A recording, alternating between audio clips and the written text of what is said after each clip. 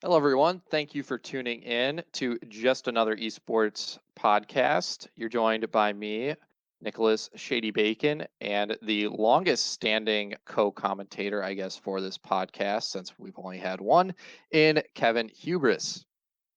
I mean, ideally it doesn't stay like that, but I'm happy to be here. Always happy to be here. Okay. Well, for this episode, we are once again diving back into the CDL. That's the topic that we've been covering for all the past podcasts. Hopefully, we'll expand in the future, but currently, we're going to stick to Call of Duty. And with Call of Duty, this past weekend, we had or I guess 2 weekends ago, we had the CDL Atlanta event, and this weekend we're going to be having the CDL LA event hosted by the Gorillas and Optic. So that should be a good event there. But for this one, we'll be covering our past predictions from the Atlanta event, talking about some of the teams and kind of what we saw during that event, and then also giving our predictions for the LA event. And just right off the bat, I didn't get to make any freaking cookies because the Toronto match and the Chicago match, where I was supposed to be able to make them cookies, was a damn banger. So this past weekend, I finally got to make the cookies and they were delicious, but definitely didn't get to make it 2 weekends ago during that Atlanta event. Oh yeah. Yeah, wow. You know, whenever I was watching this, I was going back and forth and I was like, "Man, Florida Florida's kind of nice." And at first, they start off a little rough against London and everything. I mean, I saw it. I was like, "Oh man, we're getting close. We're getting close to this really good Florida team." And all of a sudden, man, whew, this was actually a really exciting Call of Duty weekend in Atlanta. Even though we were a little bit wrong, it was actually kind of fun to be wrong in the times that we were wrong. So I mean, I don't know. What's your initial thoughts on Atlanta? On Atlanta, I think the biggest takeaway from this is that they can bleed, but that they're also, I guess, very professional in their ability to reset since they did go down Oh, 0-2 in a series and I they were wasn't able to talking bring about it Atlanta back in a phase. reverse I was sweep. talking about like the what's your initial thoughts on like the Atlanta weekend? Oh, the Atlanta weekend. Yeah, Okay, that yeah. was my first thing. I was like, the biggest takeaway that I had from like the very initial thing. Like, what was your initial thoughts on the Atlanta weekend? That you have a bunch of, I would say, categories in where teams can beat each other, and then there's one team, maybe two teams at the top. I would still consider Chicago a top team up there with Atlanta. I think we can talk about that somewhat in this podcast of Oh, we the definitely will. categories that we can sort these teams into now. I Um, feel like, you know what? I'm gonna go ahead and say it. I feel like it's time for a new power rankings. I New said it. power rankings. Damn it, I I would said I would it. agree. I would agree. We've had 3 events now. I definitely think from those we can probably start to sort these teams into some more specific categories and rankings. But before we do that, I would like to go over the Atlanta event. And so starting off the weekend, I don't think it was the first match, but starting off in our predictions for Group A, we had London versus Florida, where we both thought London would take it 3-1. They eventually did take that in 3-0 fashion over Florida. And I think the biggest takeaway from the Saturday matches that we saw was that two players on Florida didn't really show up. Obviously, everyone talks about Pristini and the impact that he has on this team. But I think another player that really underperformed on Saturday was Havoc. And Florida did go on to make it to the finals. However, I believe 3 or 4 of their players overall on the weekend had a below below a 1.0 KD.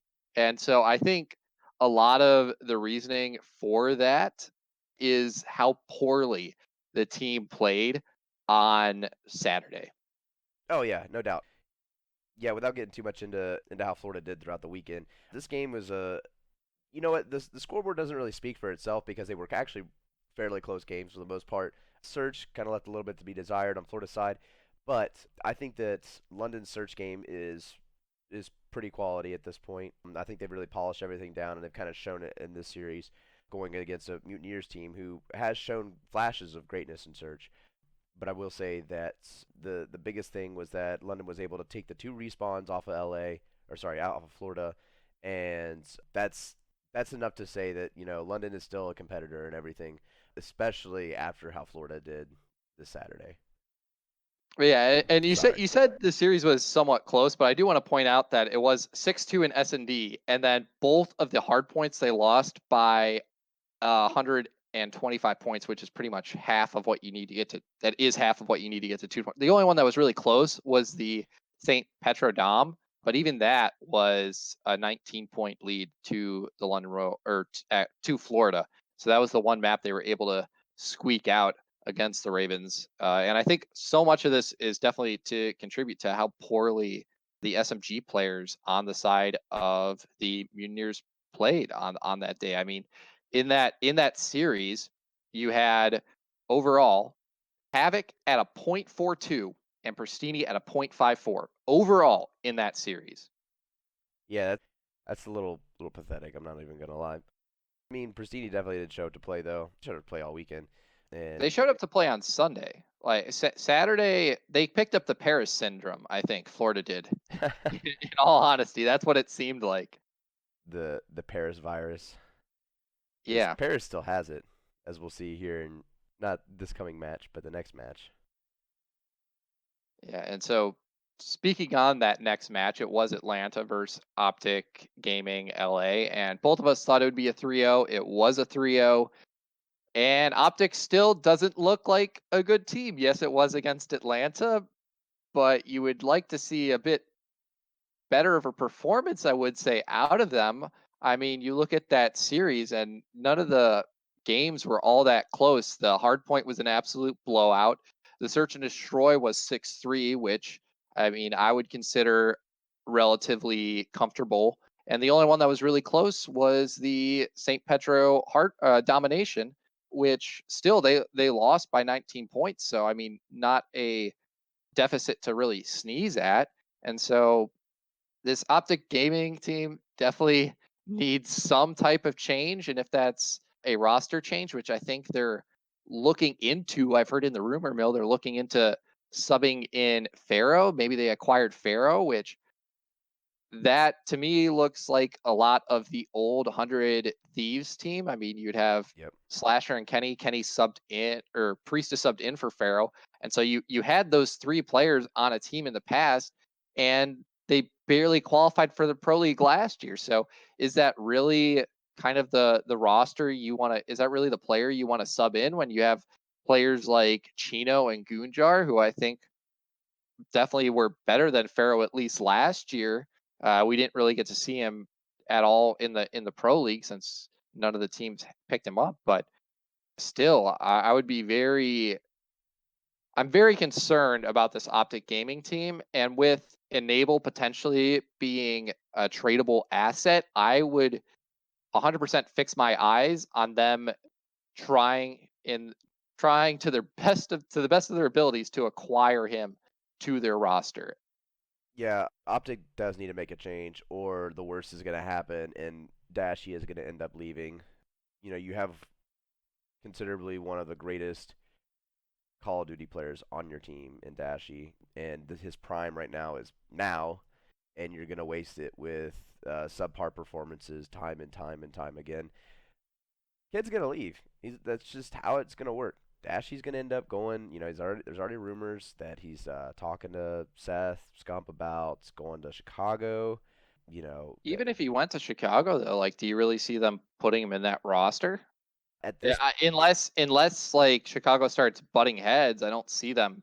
I don't think that Chicago would be the ideal team to pick up Dashy. I'm sure that they would trade things around and everything, but what I do know is that Optic doesn't want to get rid of Dashy, and right now their play is doing everything to get rid of Dashy. So Yeah, and they I don't want it to. At least in my opinion, I don't think a lot of it is Optic's fault as a whole. I think Dashy is some of that problem as well as TJ. In all honesty, I mean, with what we heard from last year from Krim and kind of how their motivation. and their willingness to kind of practice, I do think some of that blame is on them. Oh yeah, I definitely don't doubt it. And that was one of the concerns whenever you get rid of a 33-time champ, 3 rings, and considered to be the king of Call of Duty. Hey, what are you doing? What is the reason for these moves? You gambled. You said, all right, these guys are the problem, and these kids aren't. Even though I've only heard these kids don't practice, these kids don't practice, these kids don't practice from all these guys who are reputable in the Call of Duty community, and Immortals goes with them over some of the greatest Call of Duty players ever. I mean, I think that the story's kind of unfolding now. We're seeing that clearly Optic had a bad gamble with who to move around. I guess they went with trying to rebuild. Maybe that's this year. Yeah, I mean, I don't think Seth would have stayed with that Optic Gaming team simply because Hex left. Crimsix, I imagine probably would have stayed with them, and maybe Karma as well. But Dashy and TJ, I would imagine, definitely didn't want Crimsix on that team. And then I don't think Karma really cared enough where he was as long as he ended up on a team. I think that's Yeah. most likely how that went down. But I can't really imagine Dashy and TJ saying, "Oh yeah, we want Slasher." I I mean, mean, that's just pretty much another Crimsix. So I'm not true. really sure. The management might have just been like, "All right, well, we lost a really vocal, hard leader, and so we need to pick up another one who would be Slasher and who performed really well last year." So maybe that's kind of how that went. But this Optic Gaming roster currently is just in absolute dismay, and they just seem incompatible. And so I would like to see a change and hope they are making a change and hopefully it works out for them. Yeah, whatever needs to happen has got to happen before the next event they play in, which is their home event. I would assume that the changes have already been made, and we're about to see them very very soon. But I mean, it was a laughing stock. Like put JCap on the roster. Like what? So Yeah, and I think the reason they did that is so that you have kind of these older players at least equal in number to Dashy and TJ so that they're not like so that Slasher's kind of style of how he wants the team run isn't out vocalized by the younger players because I mean Kenny's definitely on Slasher's side in this. And so I think that's why they have JCap there I think they're as I well. I think they're overthinking the chemistry. I mean, there's some of these teams here like Atlanta Well, works so well I because don't think they're overthinking the chemistry. I think the issue is that you have two players whose mindsets are completely different to three other players on the team. yeah, I mean, yes, I agree.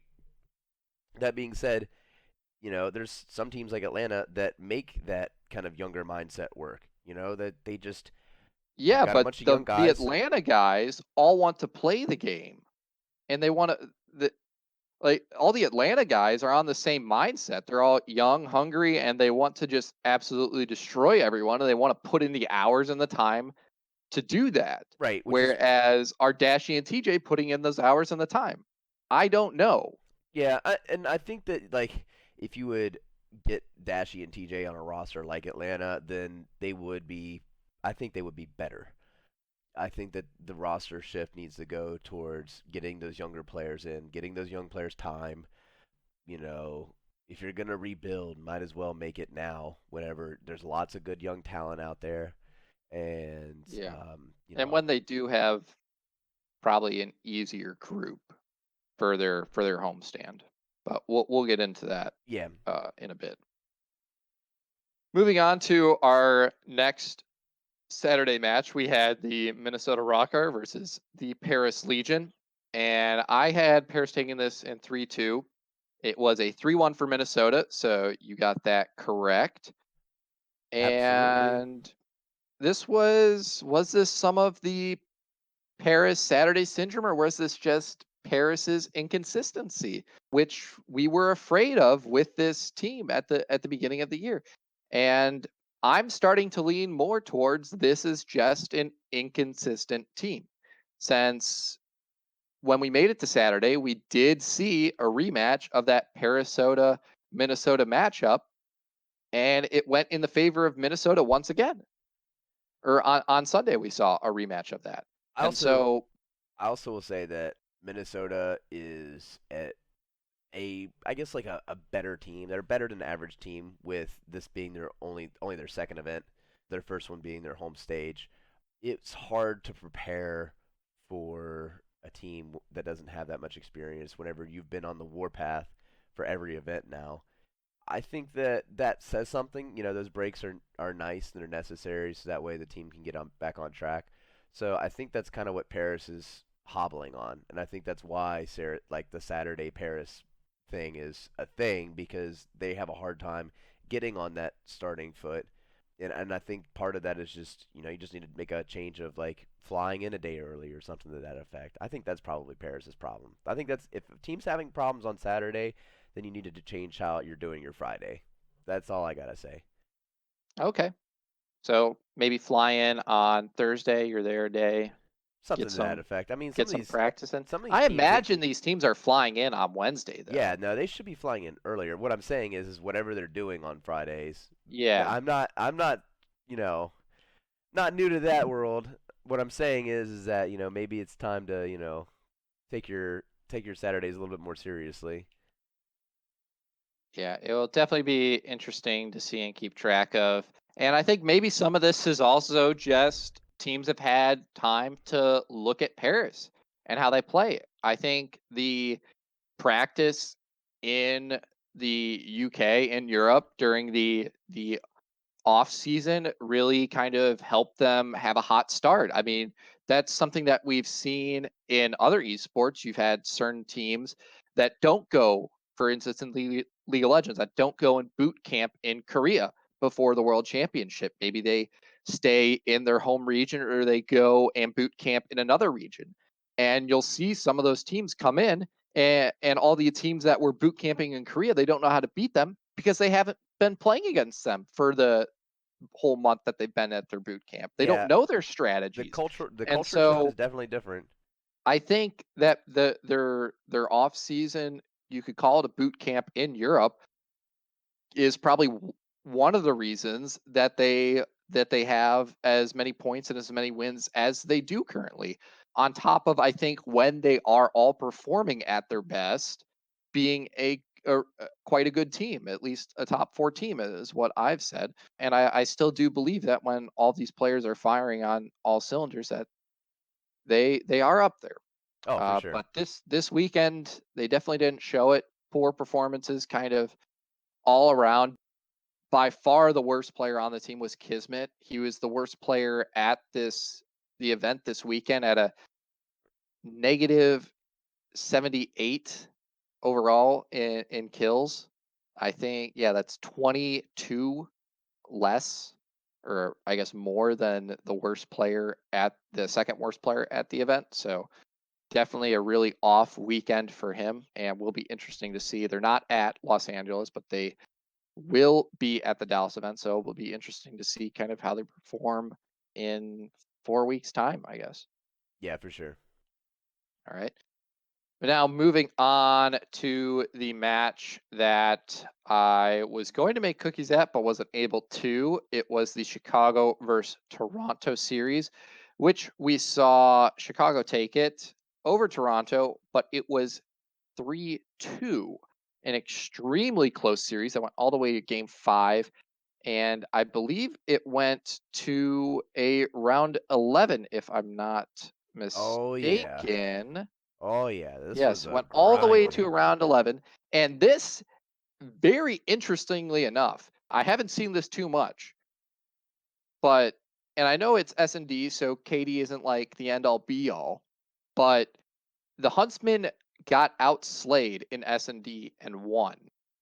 And I think that's an even more interesting stat than in other game types Yeah, that's than hard point and domination. It's very uncommon, I would say, for someone to get outslayed in S&D and still come out with the win.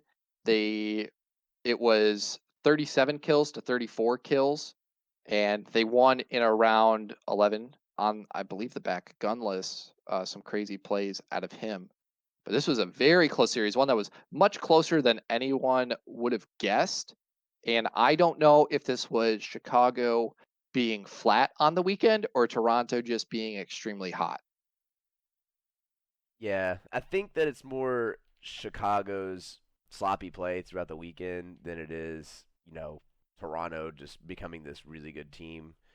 Toronto put up a good performance against arguably one of the best teams in CDL, and that's whenever it was like, oh, maybe Toronto's starting to look good, and then the Florida Chicago game definitely was like, all right, never mind. It's not Toronto. It's definitely Chicago. Something happened this weekend. I'm not sure what it is, but it's pretty clear that whatever was happening, everybody was just off. It was a very off weekend.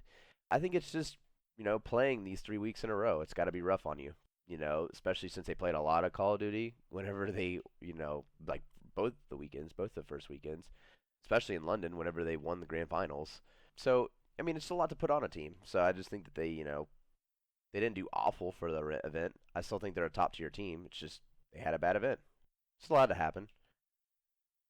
Yeah, I would agree. And I do want to agree with you that I think it definitely was more so the Huntsmen having an off weekend and underperforming as opposed to Toronto kind of showing up since I don't want to harp on Toronto too much, but they they did go to two game fives.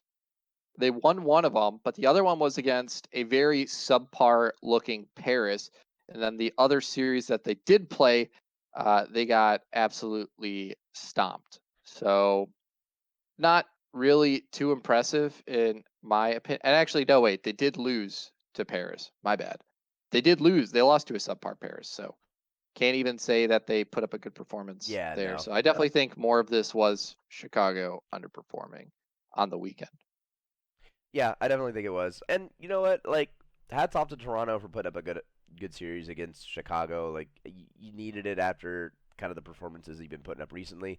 But something's got to change there too. I mean, it literally can't just be one player. So Yeah, and it's very interesting when you kind of look at their stats. They aren't performing poorly. They're most of their players are below a 1, but they're all around average.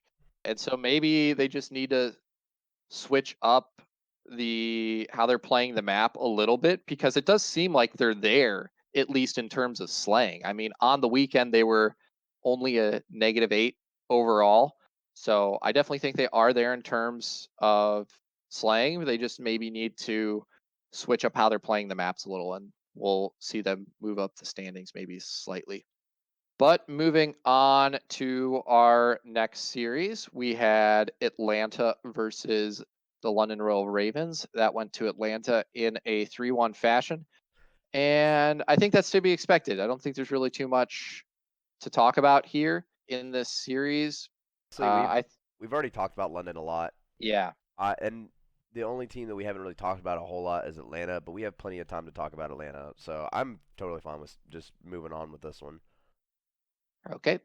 The series after that, we saw the Chicago Huntsmen against the Minnesota Rocker, and I believe that went to Chicago, but I have marked down that it was 3-2, but I believe yes, it was a 3-1 in favor of Chicago.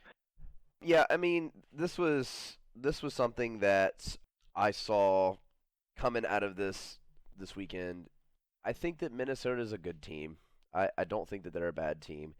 I think that whenever they go up against a Chicago team, they haven't really been challenged like that yet. So it's one of those things that I felt like nerves were going to play a lot more into effect than anything.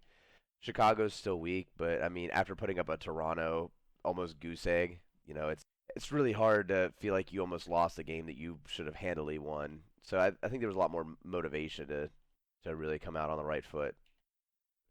But I don't Yeah. think that that was a very easy win against Minnesota either.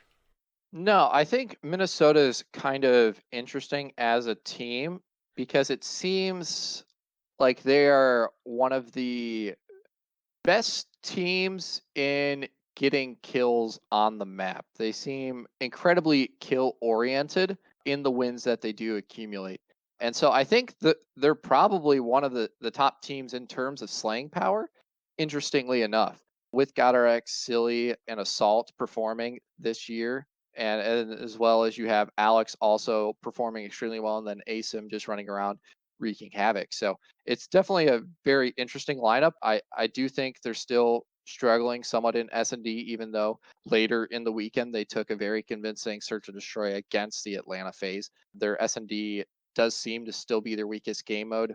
In the respawns, though, it looks like they can just hang with the best of them in terms of slaying power. And so it should be quite interesting to see how this team evolves and develops throughout the season. If they improve upon their S&D, you can definitely see this team make a break for maybe top 3 in the CDL. And currently, it seems like their best game mode is their domination. They're currently 4-2 in that game mode, only dropping Doms to Chicago and the Atlanta phase, but both of those were quite close, I would say, in terms of the kill differential to the point differential. So definitely a good look for Minnesota at this event. Yeah, I wouldn't be displeased with their result. They still have a lot to work on, but that's expected on a team that hasn't had a lot of time to work. Moving on to our next series, though, it was the Florida Mutineers versus Optic Gaming LA. I thought Florida would take this in 3-2 fashion over OG. It was 3-1, but it was an absurdly close domination that if the ruling was screwed up in any way, we could have definitely saw this go to a well, would have gone to a game 5 since we do know the end score, but could have went either way if we had seen that Dom flip. But I think they definitely made the right ruling on that. Can't remember what the final score was. I want to say it was 140. Yeah, it was 146 to 145 for the Mutineers. The game said it was a draw, but the points said otherwise. Quite interesting outcome there with Yeah. however they screwed that up program wise. But yeah, optics just doesn't look good. And this was Mutineers team that still wasn't really firing on all cylinders on the day. And so yeah, Optic just really needs to show up. Yeah, I think Optic just while I will say that Florida played phenomenally this event, there is no way Optic should be dropping all these games. So I'm until Optic makes major changes, they're in my eyes probably the worst team in Yeah, Call I'm of Duty. very curious as so Optic is 0-4 in domination. They are 1-4 in S&D, and they are 2-4 in hardpoint. Like they do So nothing right. they've only won 3 maps. They do nothing right. Nothing. There's nothing right about how Optic's playing right now. Zero. There's Yeah, nothing redeeming about it. it's quite an abysmal performance from them, but we've already said that, and so I don't want to harp on it too much. And therefore, we'll move on to our next series, which was Paris versus Toronto. This was a Saturday match since they decided to change up how the weekends are going. They're now playing 8 games or 8 series on Saturday and then 5 on Sunday to ease up the broadcast a little bit, since I believe they can be at the venue much later on Saturday than on Sundays. So good to see, I guess, that change from them. It will make Saturdays incredibly long, but I do think overall it is a better schedule, even though maybe Paris didn't like to see that change since they are a bit more of a Sunday team. I do say that. However, they didn't really show up too much on Sunday this event. However, this was a flat Saturday Paris against what seemed to be a hot Toronto coming off a game 5 from Chicago, even though they lost it. And this series, it just kind of felt like Toronto got deflated after a couple of incredibly close matches. They lost a heartbreaking search and destroy. And kind of after that, it just didn't seem like Toronto was in a good mindset to win the series. Yeah. I I definitely can't disagree about that. You know, I just I don't know what's going on with it. Like I said, I think Toronto is one of those teams that's got just a bunch of good players on it. They have one, well, not even great player. Like Methods is a decent player in my eyes in this Call of Duty. So you're just not going to get anything done until you have those great players on your team or you have great chemistry. You have to have something great in order to be a great team, and they just don't have anything great. It's just all kind of okay. Yeah. And I think it's kind of hard to build that great chemistry if they do keep moving players around in the Yep. roster. So, They're just they have a lot of players, but they don't have a lot of, I guess, direction. The best word for it. yeah. They need to work on so much that if they would just focus on one thing, then they could probably be good at that. Okay. That said, we'll be moving on to Saturday for our first, I guess not our first, our second Group A losers match. We saw a rematch. Actually, no, this wasn't a oh yeah, it was a rematch. We saw a rematch of the London Royal Ravens versus the Florida Mutineers. This time around, however, Florida took it 3-1 against the Paris Legion. And Sunday Prestigian, Sunday Havoc. Oh boy, did they look nice. The Florida Mutineers definitely showed up on Sunday. Actually, wait, this was a game 5. What am I saying? I have my scores wrong. I do apologize. It was a 3-2 Yes.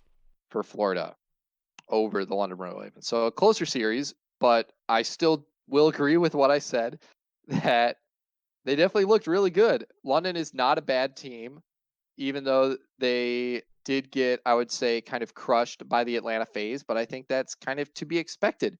And so Is it though? After this weekend?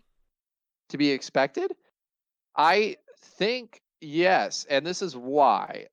The reason we'll talk about this in a bit, but Minnesota went to a game 5 against FaZe.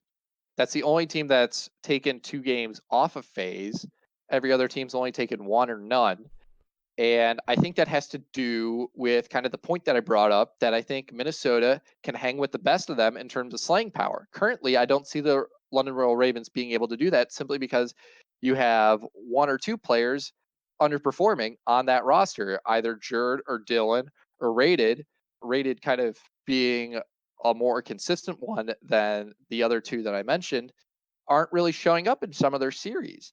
And I think once you have Dylan starting to hit back into form and Jerd picking it up a bit, London it definitely wouldn't be expected for them to drop down to phase in 3-1 fashion. But I think until you see those 2 players kind of step up, I think that's kind of expected in these series that London plays against currently the top team in the game and probably even the top 2 or 3 teams.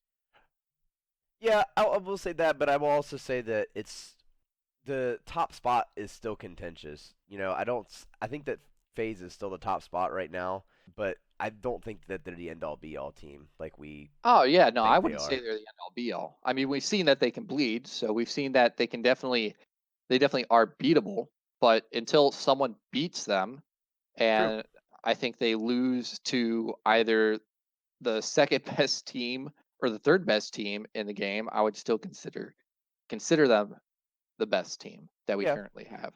I will say though that London is a probably a top 5 team at this point in my eyes, top 6 maybe. So, you know, there's a lot that they'd still need to work on, but I don't think that would have been like a, you know, I think we both had it as an easy 3-0 or something to that effect.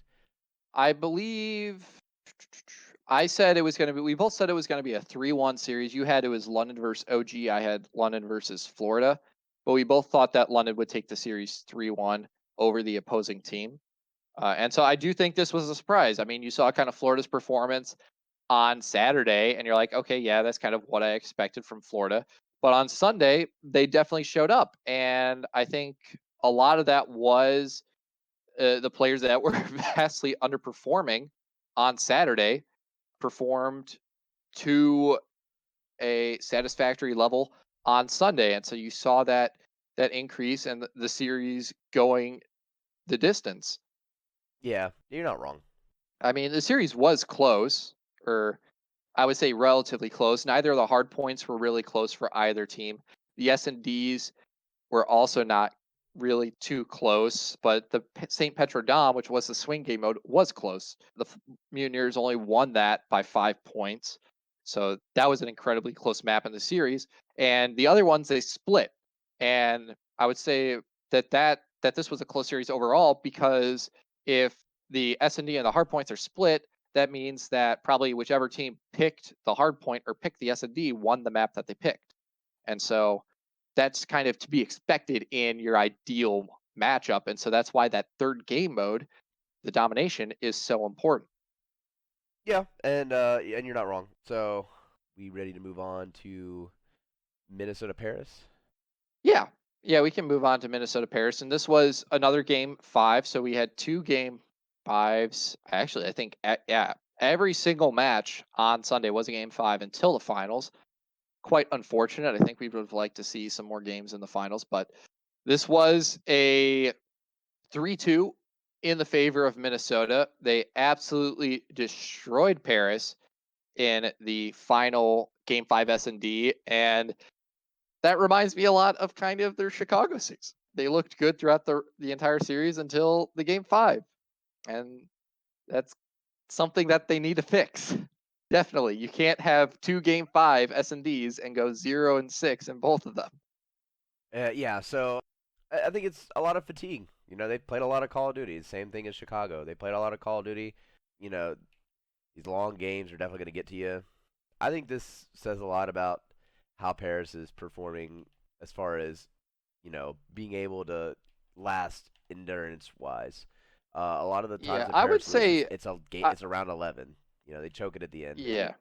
I would say also this team lives and dies on the back of Kismet. At least True. currently, that's what it seems. Zed, who I was worried about inconsistency issues, hasn't really shown too much inconsistency, knock on some wood.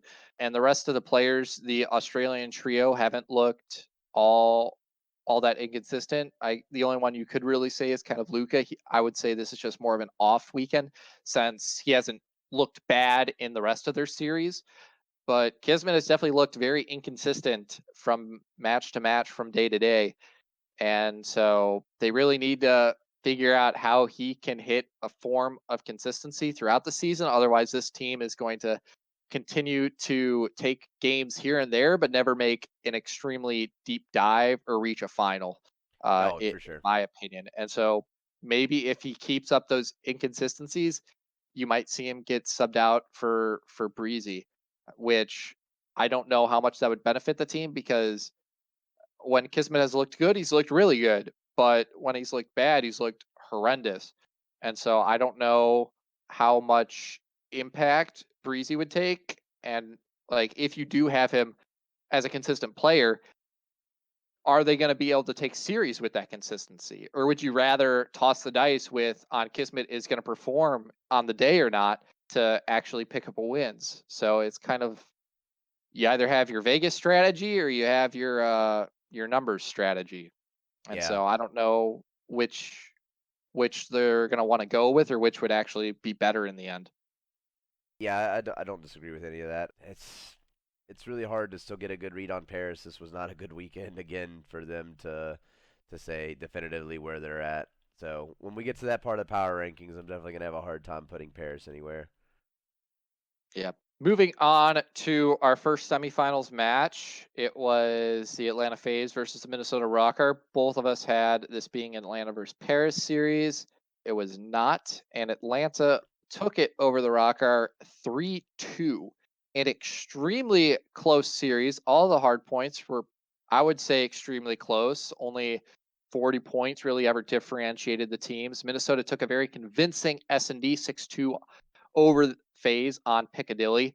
The game five Gunrunner S&D was 6-4, so I would say that was a pretty close series. And then the Hackney Dom was 169 to 140 for the Atlanta FaZe. So maybe not as close as some of the other games, but still relatively close overall, I would say. And this was a reverse sweep for FaZe. Minnesota was up 2-0 after the first two matches, and FaZe, who hasn't looked the best on domination and Rockar that domination looking to be one of their better game modes, I would say definitely could have potentially taken this series 3-0 over FaZe. So it was a very good look for FaZe to be able to clutch up in that domination and pull off the reverse sweep against Minnesota. Yeah, I mean this is the whole point of like the losers bracket finals being the losers bracket finals. You know, you see the Rocker coming in really strong, really hot off of a good win against Paris, especially with a phenomenal round 5. So, you know, they were already warm, they're already ready to come out there and then fatigue hits them. Atlanta just decides, "Hey, you know, we're better than this." They turned it around for a good 3 games. So, it was definitely tight and I'm really glad that Minnesota was the team to kind of challenge them because I do feel like Minnesota is one of the better teams in the CDL.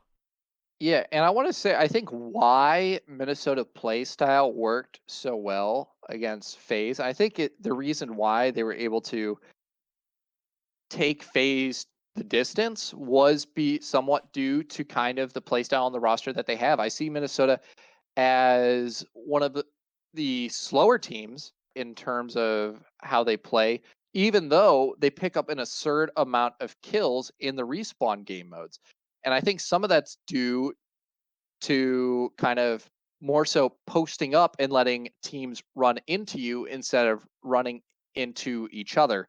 And FaZe is definitely an extremely aggressive team. They love to fly around the map and kill everything. And so you have 5 extremely fast moving parts on that roster. Whereas I think for Minnesota, you have some slower players, and I do think maybe that's kind of the strategy that you might want to take to beat this Atlanta phase. Maybe run 2 ARs, as I do think Minnesota was doing that. I mean, you definitely had Assault running an AR, I believe, for the entire series, and Goddard X was also running an AR for a good majority of the series as well, and a really good sniper in that Piccadilly S&D. And so I do think it should be interesting to see these teams face off again and if it will be as close. And if it is, I definitely think it has something to do with kind of the style that Minnesota plays. And I like the faster players on Minnesota being silly and ASIM definitely didn't look extraordinary throughout the series, but the ARs certainly did. And that's something that obviously you're going to see with how the game plays with your ARs obviously going to look a lot better, but I think one of the reasons that you kind of also saw the submachine gun players on Minnesota under not underperform, but kind of get outslayed very heavily by FaZe was simply because I mean, that's just where they they're play. Like yeah, that's that's it. That's FaZe's kind of stomping grounds is that aggressive in your face SMG role, and so I definitely think to beat Atlanta FaZe, you're gonna kind of have to do what Minnesota did and slow them down, make them run into your bullets instead of running into each other's bullets. yeah, and you're not wrong at all. But this was interesting to see FaZe kind of I don't know take a little bit of a slip.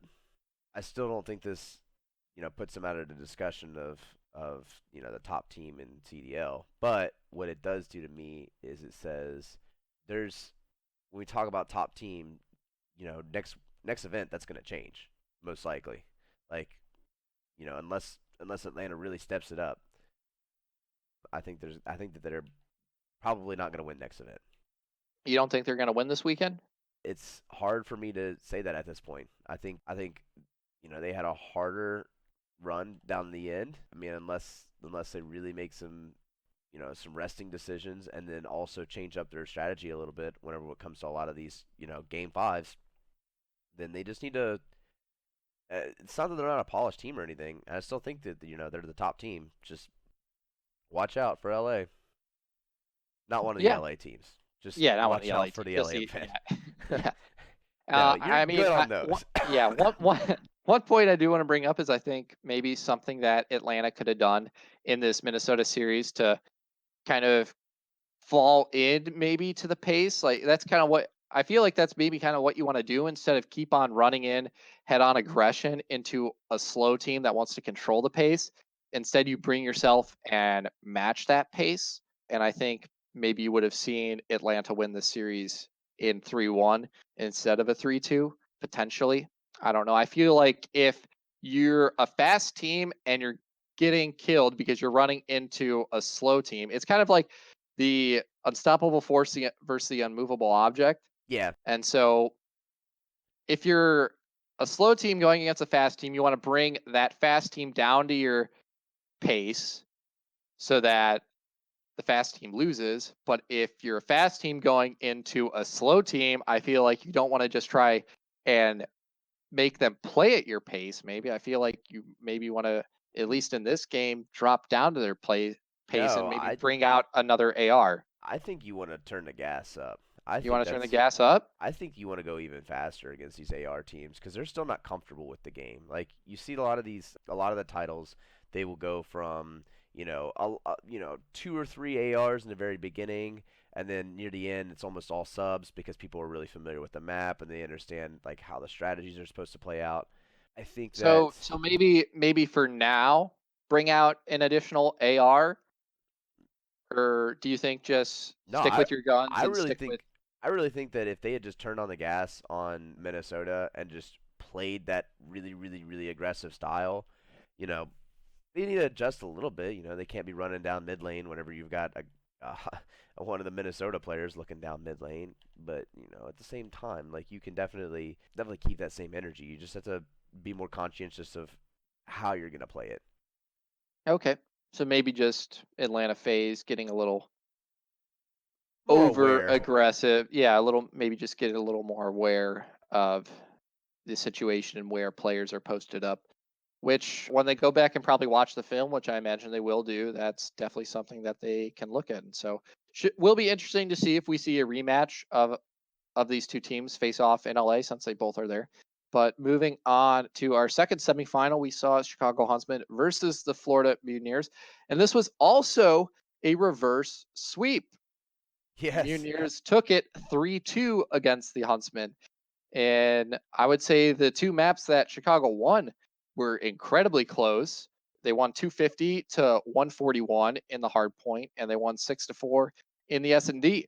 However, the maps that Florida took weren't all that close. The Petro Dom was a bit of a blowout.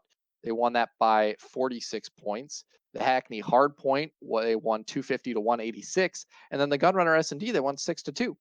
So a very convincing series, I would say, on the side of the Mutineers. And I think Varsity probably said it best in the interview.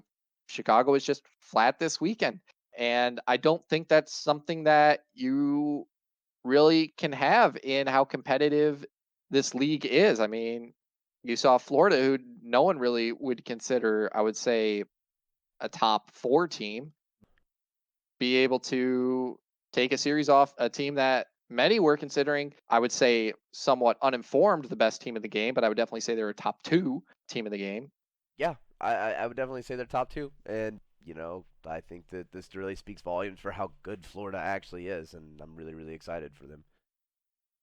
Yeah, and I do want to say I had some faith in Florida, at least before the season started. I said this team is not as bad as everyone thinks. I mean, you look at the players, you got Skies, Mox, Havoc, and then you have a world champion on the side of Pristini. I will say that my expectations of them did drop after the Minnesota event, since they did lose to the LA Gorillas, but they want to prove me wrong. They want to have me back on their side, and I mean, I'll be happy to be back on their side, as I do like a lot of the players on that roster. But yeah, we're not going to be seeing Chicago at this LA event. The next time we will see them is in Dallas for the Dallas homestand. Yeah, they And so definitely it'll need the be rest for sure. interesting. Yeah, will definitely be interesting to see what type of Chicago Huntsmen we see at that Dallas event. And I would say if they don't make the finals at that Dallas event, that's when we need to start being, Rethinking who our next best team is, I 100% agree. yeah, and maybe be slightly concerned if they do continue to get out in semis, or even maybe before semis, if they're gonna have a meltdown, since that is one team that I definitely think could have one throughout this season. Yeah, yeah, and you said it at the beginning of the season. Maybe this is the turning point for them. I'm not sure. I don't think so, but we'll see. I think that they just need some rest, and they'll be back in Chicago for them. Yeah, I definitely think the back to back to back-to-back weekends. Well, it wasn't back-to-back-to-back Right. weekends, but like weekends with only one break in between. Definitely started to possibly play a bit of fatigue on them. But once they hit April, I mean, there's 4 weeks in a row where there are events, and they're probably going to be at, I would say, at least two of those, or maybe some of these teams are going to be at probably three. I think most are probably going to be at, if not all, are probably going to be at three of those weekends. So definitely going to have to keep that in mind and kind of being able to cool down and refocus when you do hit that. But moving on to our grand finals, little bit disappointing of a grand finals, I would say, since it was a 3-0. But it was the Atlanta Phase versus the Florida Mutineers. The home team did defend their territory, with the Atlanta Phase taking that 3-0 over the Mutineers. The only ones that were really close was the Gunrunner, Search and Destroy, and the St. Petro Dom. Hardpoint wasn't really close at all. And yeah, I think this was, you had two teams that maybe want to play a bit of the same. It seems like Major Maniac is an extremely slow AR on the map, which fits kind of the play style that I would say Mox and Skies somewhat have. However, I do know that for these maps, I believe Skies was the only AR. Major Maniac was the only AR on the side of Phase, I do believe. And so Mox was playing with an MP5, which I definitely don't think that fits his play style. And so maybe they just got outpicked, I would say, in kind of the map pool, as a Petro hardpoint at a Petro Dom, I don't think really fit to a 2 AR style, which maybe Florida wants to play with, just basically looking at kind of the players that they have. Yeah, I think that's pretty well said. We ready to talk about our semifinals in bracket 2? What? That was our grand finals. Sorry. What? Oh man, you're all mixed up Oh today. shit, hold on a second. That was You're the right. finals we just talked about. Well, that's something for the blooper reel, I guess. Oh yeah, it's going at the end of the video.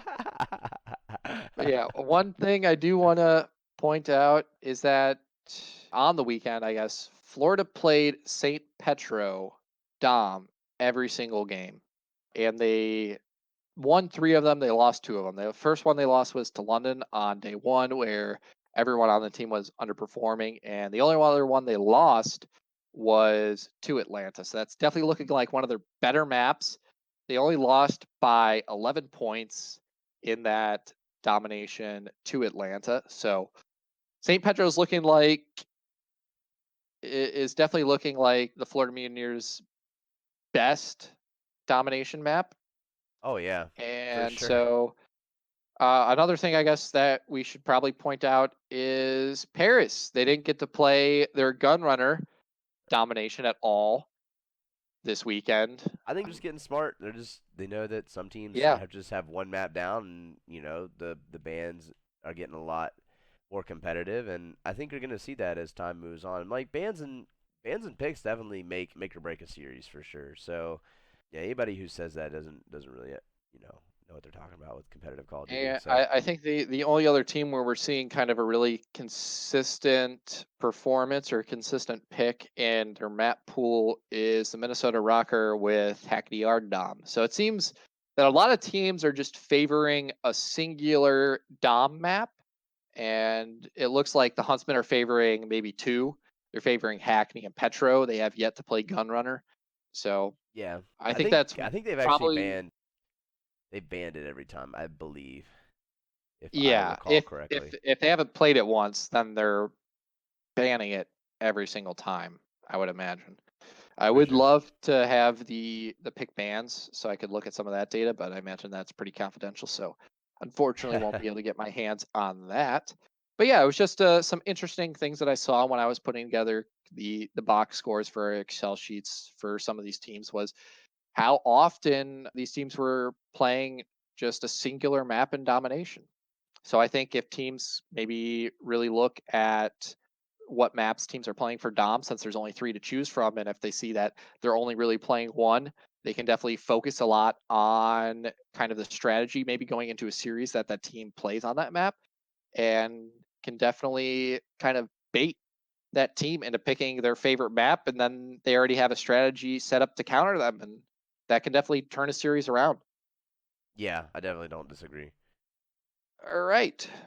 Moving on to next or this week, I guess, with the Los Angeles homestand hosted by the LA Gorillas and Optic Gaming LA. The teams in attendance are going to be the Minnesota Rocker, the Seattle Surge, the LA Gorillas, Optic Gaming LA, the Atlanta FaZe, the Florida Mutineers, the Dallas Empire, and the New York Subliners. So we will not see Chicago, Toronto, Paris, or London. London, So yeah. those are the four teams that will be absent from this event.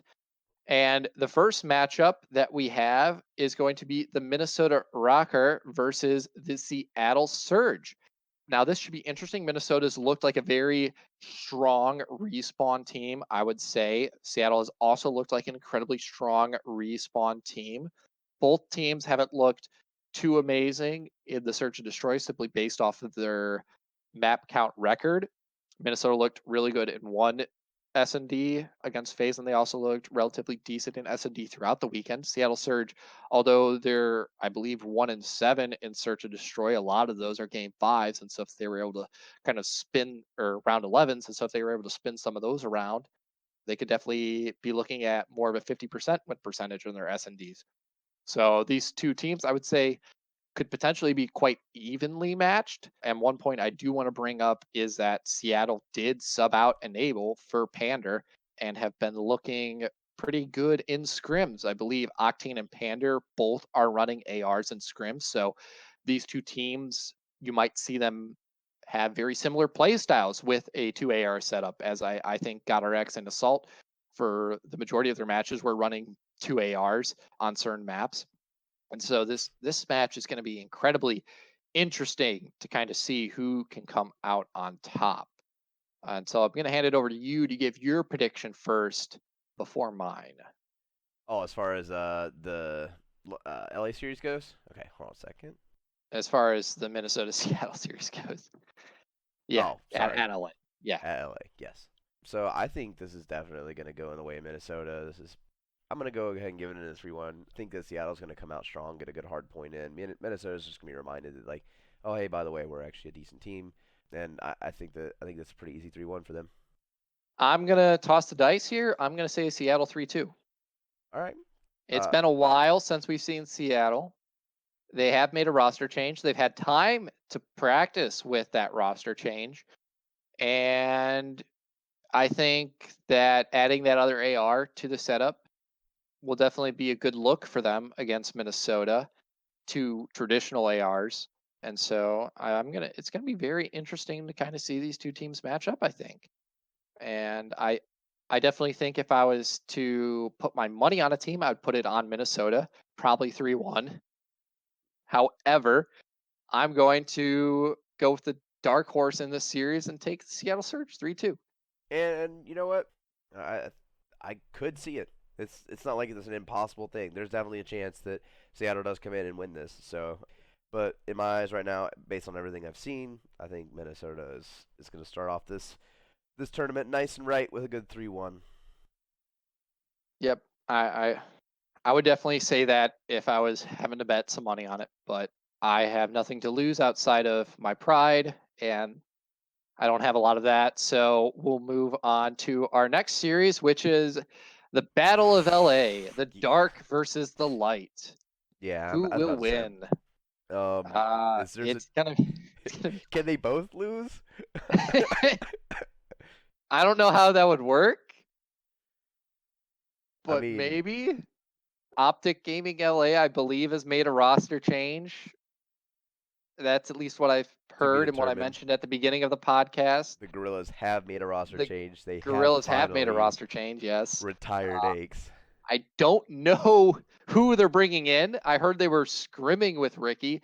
That makes no sense. That just seems like maybe a slightly better Aches. I don't know. Still an old And guy. That's funny. You have Blast. Where's Blast? Are you not going to bring him in? Yeah. And then they also just picked up two young guns in Spat and Vivid, who I don't really know much about them, but I would definitely say Blast is probably better than either of them, since I don't think either of them have really done too much outside of, I believe it was Sprat won the this past open event on the Atlanta FaZe Academy, but none of the top challenger teams were there. You didn't have Singularity, you didn't have Team War, so I would say it was probably a relatively easy event for them.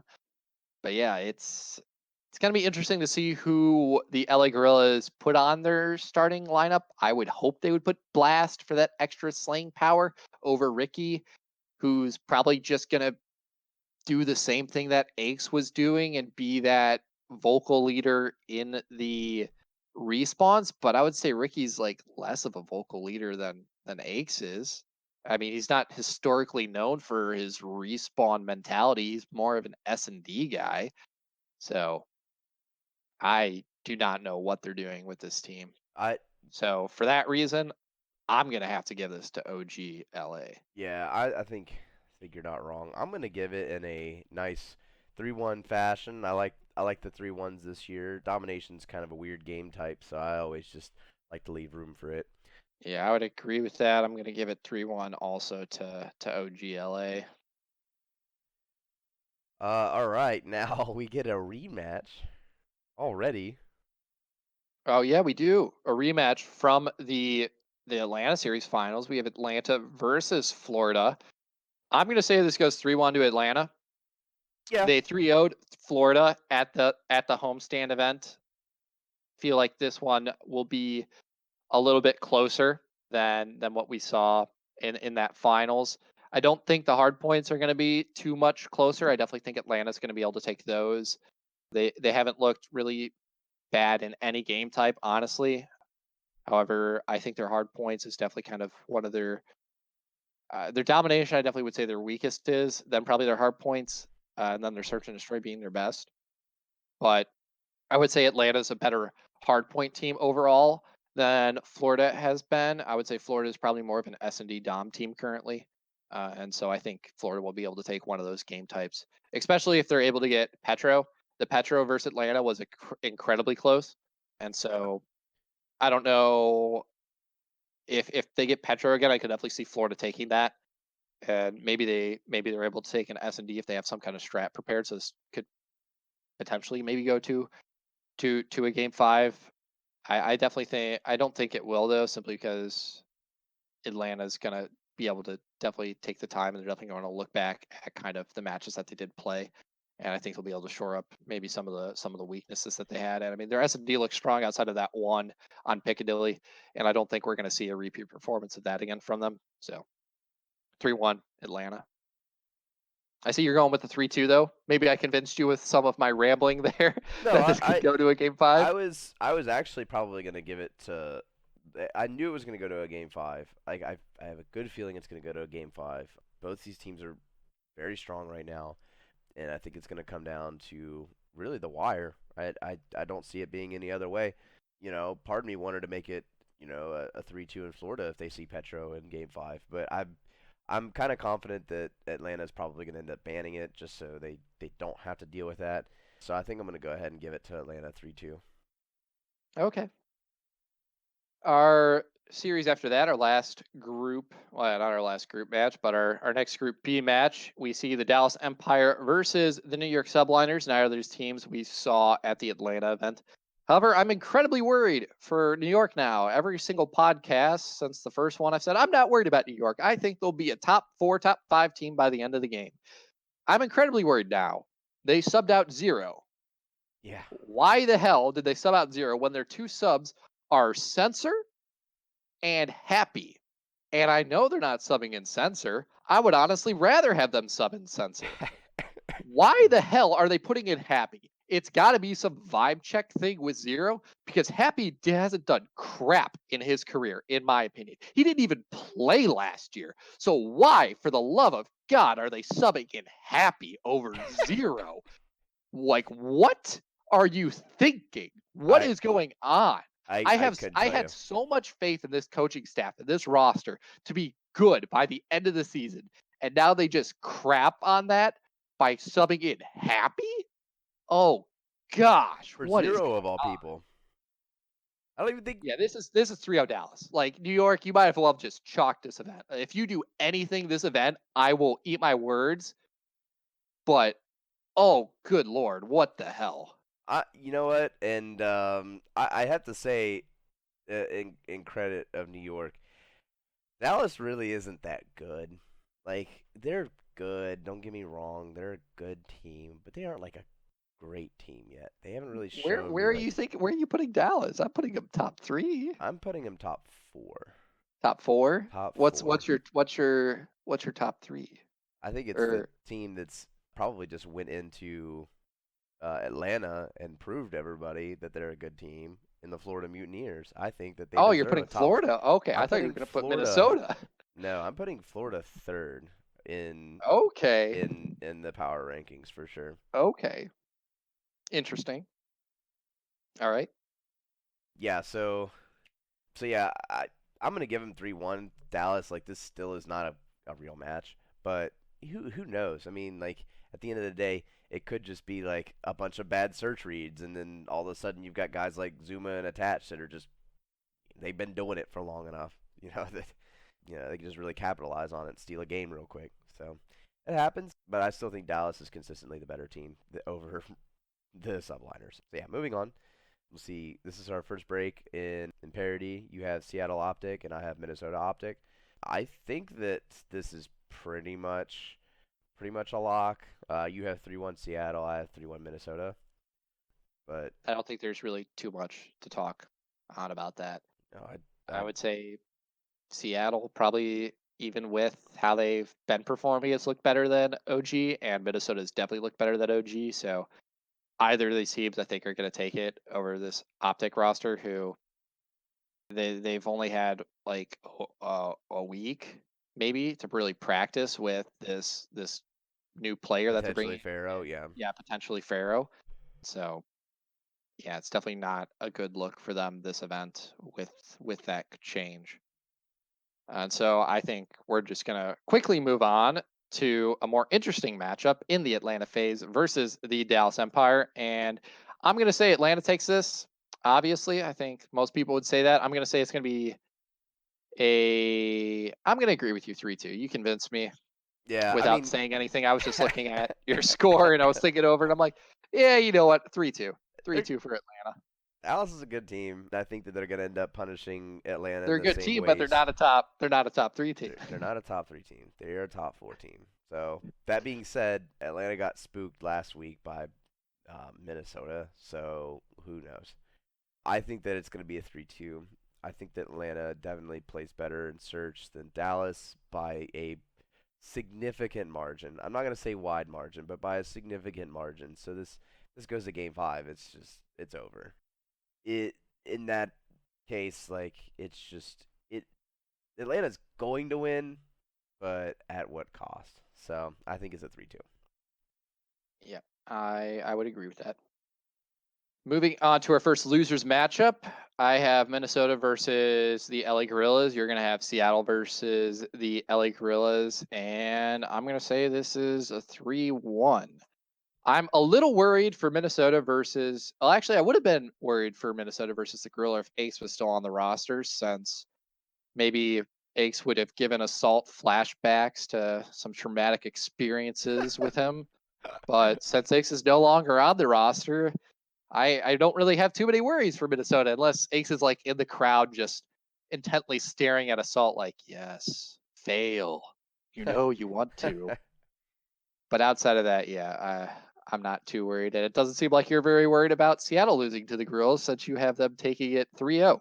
Oh yeah, I mean these next couple of games are just straight locks. Like the Gorillas are garbage. I They're mean, Seattle honestly lost to Florida and Florida lost to the Gorillas. So I don't I don't know. know what happened in that Florida LA Gorillas series. I think that's probably going to be one of the only games the Gorillas win in a very long time. Florida's a much better team now, and I don't think that LA has made the changes needed to prove them otherwise. As far as Seattle goes, Seattle's not a bad team. They have Slayers on that team. It's a good looking team. I think the enable sub's going to be right for them. So I think this is an easy 3-0 for Seattle. Yeah, I would agree that maybe not a 3-0, but at least that whichever team does face the Gorillas won't lose the series. Moving on to our Group B losers round one match. Both have Florida versus the New York Subliners. I have it 3-1. You have it 3-0. I'm going to say 3-1 simply because I feel like even though I said Dallas was going to beat New York 3-0, I do feel like Florida is one of those teams where I wouldn't be surprised if they give up a map that they shouldn't lose.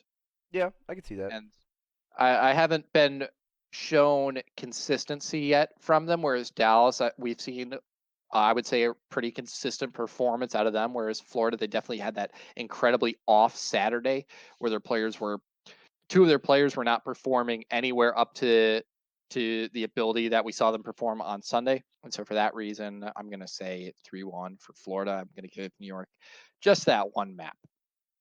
Okay. Moving on to our Group A losers round two, I have Optic Gaming LA versus Minnesota. And so I definitely see this going in favor of Minnesota in a 3-1 fashion. I believe you're going to have Optic LA versus Seattle for this. Yes, I will. And I think that mine looks very similar to yours. I think that Seattle's definitely the better team than Optic. Optic does not look great at all, and I think this is going to be a 3-1. Yeah. I don't think there's too much we can really say for these LA teams. They've just looked abysmal. And so maybe teams and video game companies and esports companies in general should just stop basing themselves in LA. It sucks. It's expensive. Move somewhere cheaper, like, I don't know, Ohio. Ohio's pretty cool. Columbus. Yeah, Columbus. We got esports engine over here. I mean, come on. Like, yeah. All right. But besides that, we'll move on to our losers round two match where we got the Dallas Empire versus the Florida Mutineers. So this is probably going to be outside of the Atlanta Dallas match, probably one of the more interesting matches of the weekend, I would say, or at least currently in my eyes. I'm not really sure. This could definitely go either way. I'm going to say Dallas takes it in the end. I'm going to say they take it 3-2 over Florida. And I think just what I've seen from Dallas, what we saw from them at Minnesota, what we saw from them at London, and then also them having this week break since they weren't at the Atlanta event, I definitely think we could see a very different and improved Dallas from what we saw at that London event. And they already looked pretty good against every team at that London event outside of Chicago. And I mean, Florida lost to London on Saturday. However, they were performing abysmally. And then Sunday, they kicked London's British butts. So it, both of these teams have looked good against the Ravens at one point. I mean, Dallas, it was an incredibly close series against London, but we did see teams that weren't at that London event really show up at Atlanta. And so I think that break and having the time to watch all the maps, which I heard from, I believe it was the Spitfire podcast, that the whole team was at the Empire training facility watching the entire weekend of matches. And so I think that definitely gives Dallas a one up against Florida in this case. Yeah, I think that having that week off might help. I just think Florida's a better team, plain and simple. Okay. If you don't have anything else to say, I've already it's a said gut feeling. so much It about Florida at this point Yeah. that I'm pretty high on them. Okay.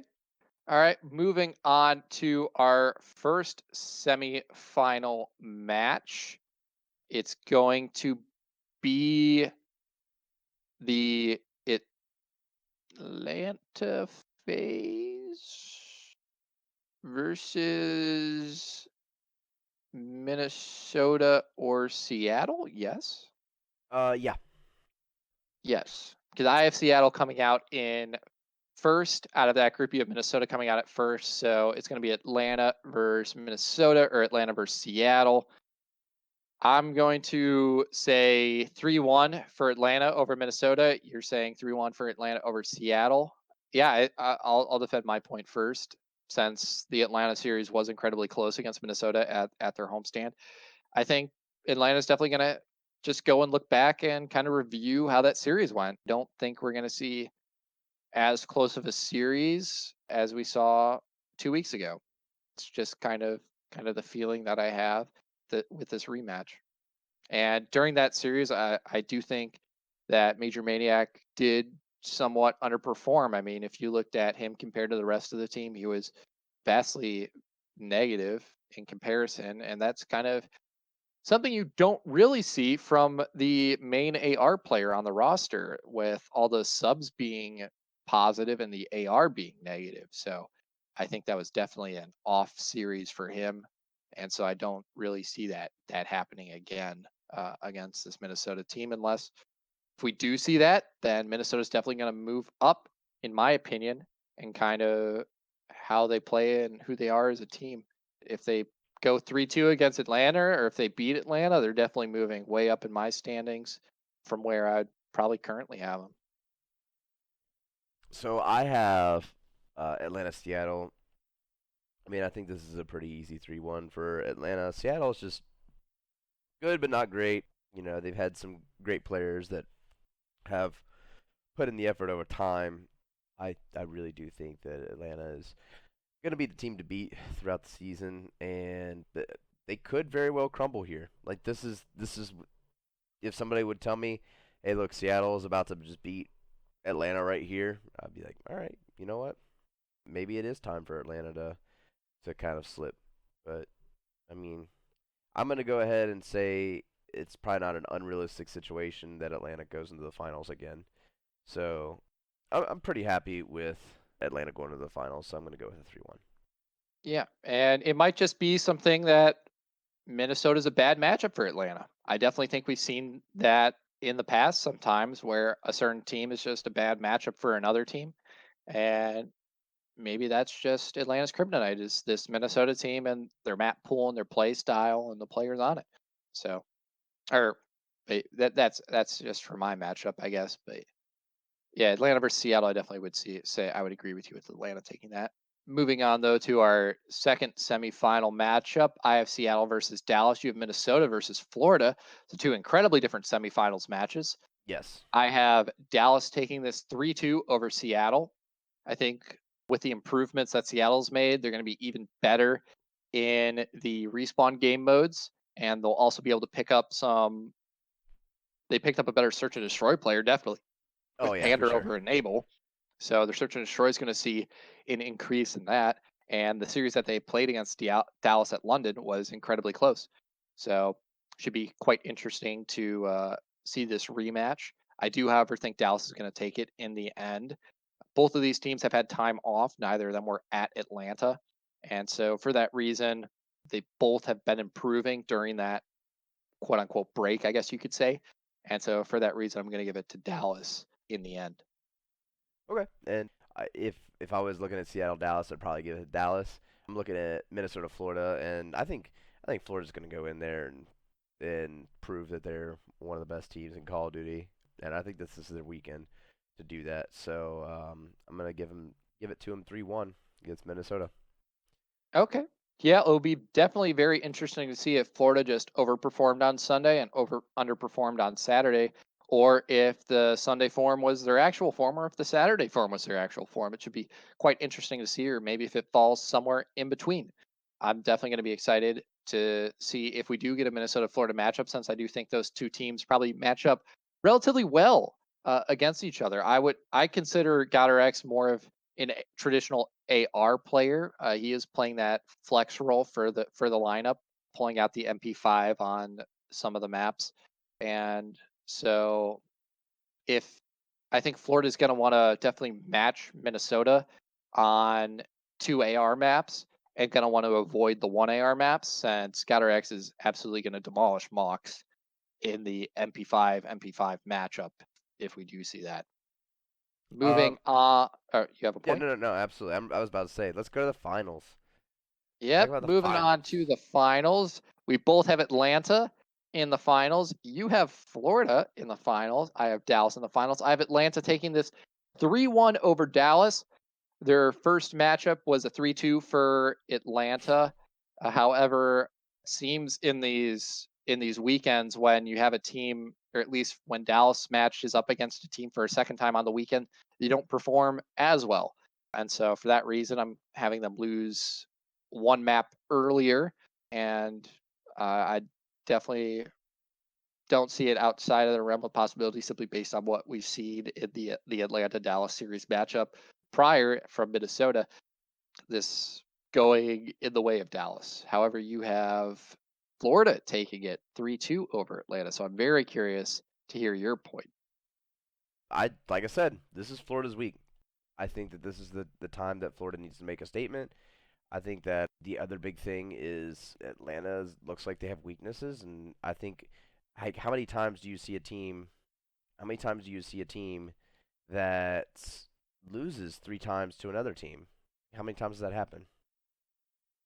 So Well, it happened for Chicago Dallas. it did happen for Chicago Dallas, and I think that's a different story for a lot of teams. I think that's an anomaly, and we can accept that as it. Atlanta hasn't played Florida 3 times. Yeah, they've only played them Well, in my once. Oh yeah. Okay. in my In scenario, your this would be the third time. okay. So, like I've said, it's this is if this is you know supposed to hold pretty true, then this is the third time. This is just how it's gonna happen. Okay. I'm gonna disagree with you there. I don't see. I think if they face off again for the third time, it's gonna be 3-1 or 3-0. I don't think Florida wins. And I think with that, you'll kind of, I mean, we saw that with Chicago, Dallas. I think we'll see it again with Atlanta, Florida. I look at the Florida lineup and I don't think that the players that they have or the play style that they can develop will be able to beat Atlanta. Florida's a lot more of the in your face, run at you, shoot you down, at least with three of their players, Frosty, Mock, or not Frosty, Mock, Frosty, Havoc and Pristini. And then you have Mox a lot more in the background with Skies, whereas Atlanta, all five are kind of in your face players. And so I would say they have relatively similar play styles. And I don't think that's going to be a good matchup for Florida. However, and so that's why I don't think Florida will win that matchup. And I think that this is going to be a good series regardless. I'm pretty excited to see a Chicago-less event and trying to see some other teams really flourish. I'll be happy whenever Atlanta and Chicago both have the event off, so that way we can really see what our middle of the pack actually looks like. Yeah, I don't. It'll be interesting to see what event because Chicago's going to be at Dallas. Chicago's obviously going to be at their event.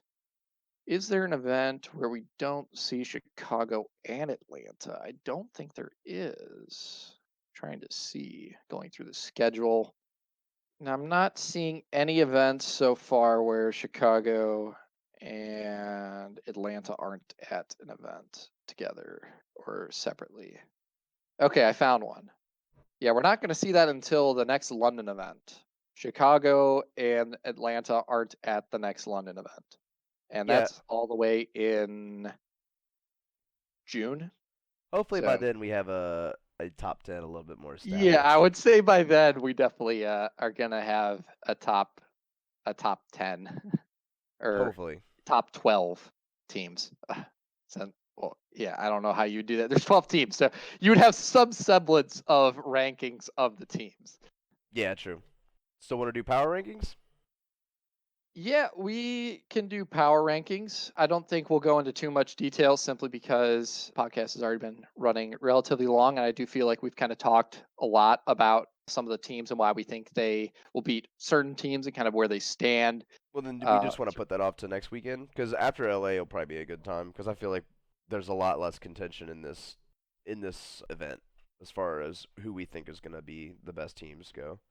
yeah, I think after this LA event, it might be a better time since let's see, that will have been 4 events, and then we can maybe just do it after every 4 events or so. That might be a good way of doing it. Yeah, I think 4 events is probably right. Yeah, Yeah, I believe there's around 13 events throughout the year. So every four events rehash the power rankings. And our power rankings, don't think I definitely am not going to do it how we did our preseason ones with 1 through 12. We'll have the 1 through 12, but I agree with the I'm at least gonna divide mine up by categories like S, A, B, C, D, and then inside of those categories, Sure. if I feel positive in certain things, I'll probably number them which team I have above certain teams inside of a category. But yeah, that's probably how we'll be doing power rankings. We'll do that next weekend. So if anyone's interested to listening to that, that will most likely be at the end of next week's podcast, or I guess 2 weeks. So if you're interested in getting our opinions on those, do tune in. But that is all from us for this podcast. I hope you guys do have a fantastic weekend if you are either going to be at the LA event or if you're going to be watching from home.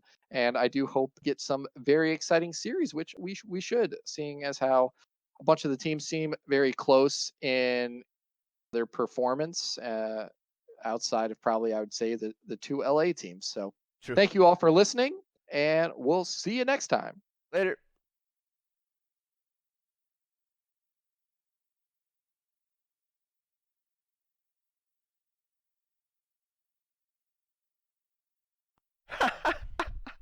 Do you have an adjective you want to use for yourself? Let's see. I'm gonna look at my art project right now.